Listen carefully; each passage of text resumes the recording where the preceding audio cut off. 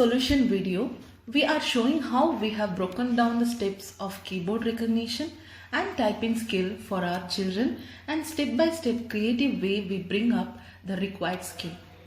Typing skill requires the eye-hand coordination, visual scanning and finger movements when using the keys.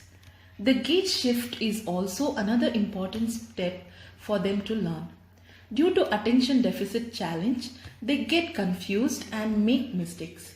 So we created the word strips, sentence strips and paragraph strips for the children who has a challenge in scanning the letters in the keyboard and book as well.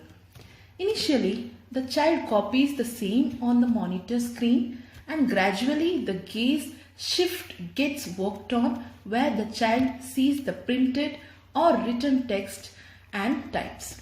The process of breaking down the goals help children to understand and build up visual scanning skill.